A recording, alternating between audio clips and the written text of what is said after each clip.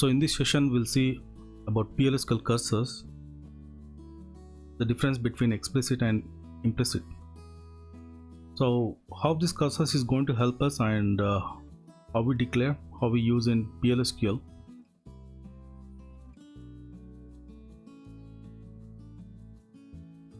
So what exactly a cursor is? See, we commonly use a select statement and we are going to fetch too many records. When we are going to read multiple rows from a table, so this cursor is going to place a mechanism to process individually each row within the PLSQL block.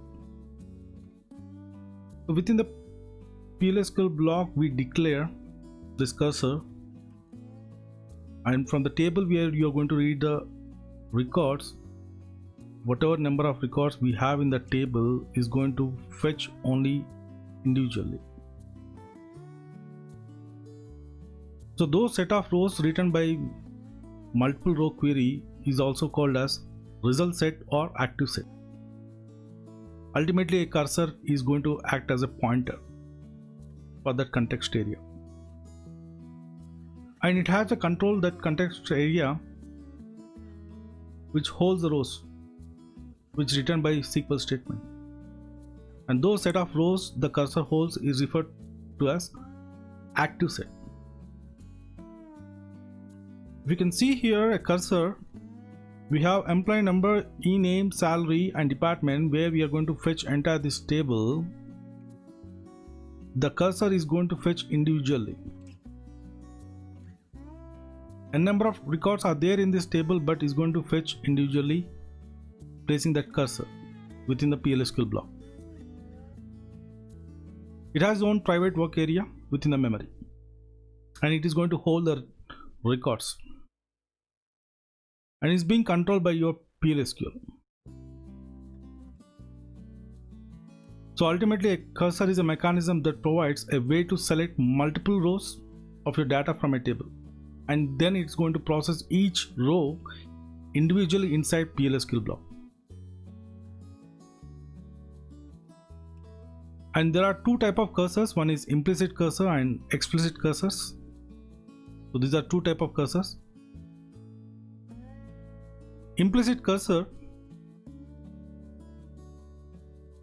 in this, these cursors are automatically created by Oracle within the PLSQL block.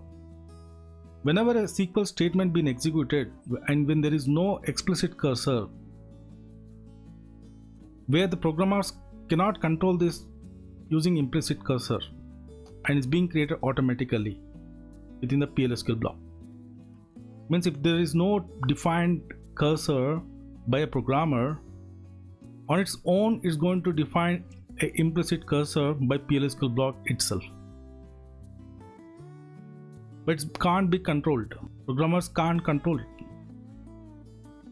and for those insert operations the cursor can hold it, and for update and delete operations it being identified the rows would be affected. So it is referred also as SQL cursor. And there are certain attributes within the implicit cursor: found, not found, is open, row count, bulk row count and bulk exceptions. If it is an attribute with found, it's going to return true, the records found, else if it is no records, false.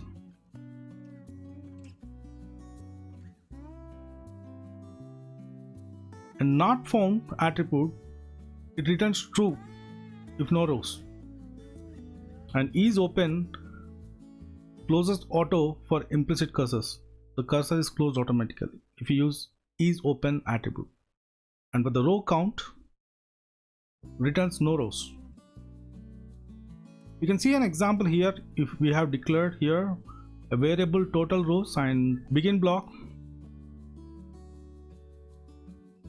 update your customers, set your salary, and if SQL not found, we are going to display the output no customer selected. Else if is going to return the value. The records are going to return. So implicit cursors are created automatically and cannot be controlled. Whereas in explicit cursors, these programmers are going to be defined, which are user defined. We are going to define explicitly, and we have a control over that context area. We are going to read the records.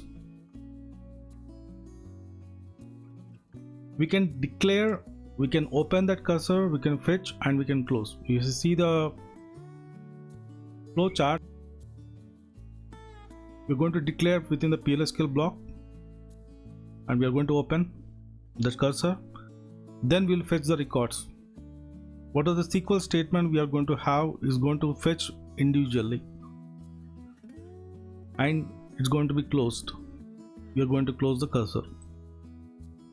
You can see in this C_customers is a cursor we declared for this select statement. Select ID, name, address from customers. Once we declare, we need to open the cursor. Then we are going to fetch using that particular cursor those columns which we need to fetch. Only once opened we can fetch, then once fetched we can close the cursor. Means it's going to release from the memory. Whatever memory being allocated for this cursor is going to be released again once it completed fetching the records. So we can declare in such a way in explicit cursor using explicit cursor. As an example, we can see the cursors have been defined here, C_customers, and we have opened the cursor. We're going to fetch the records into the cursor. When it fetch a memory being allocated, and it's going to fetch that records based on the condition, it's going to output and going to end the loop. Once done, it's going to close the cursor. Once close the cursor, it's going to release the memory. The output is been set here, whatever we have written a select statement. So ultimately, explicit cursors gives a better performance than your implicit cursors.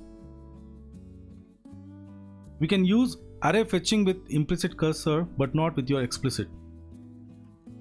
And most of the operations are being hidden with implicit cursors because we are not declared there. We don't know what operations being done with implicit cursors within the PLSQL code. But we can control with explicit cursors, and implicit cursors are always safe than your explicit cursors because Oracle itself is going to take care. But here in explicit, programmers have to ensure that they have declared and opened and closed well. If they don't close, then cursor is going to be out of memory. So there are no leaks with implicit cursor, but so that is a major difference here. So implicitly cell will open and close, but whereas explicitly the memory may get leaked. We have to ensure that there is no memory leakages within the program blocks. But however, it is going to cache by PLSQL block. So this is how explicitly we can declare and implicitly it being used by Oracle server automatically. So this is the difference between explicit and implicit cursors.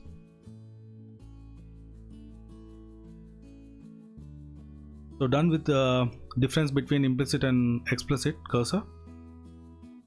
Thank you guys.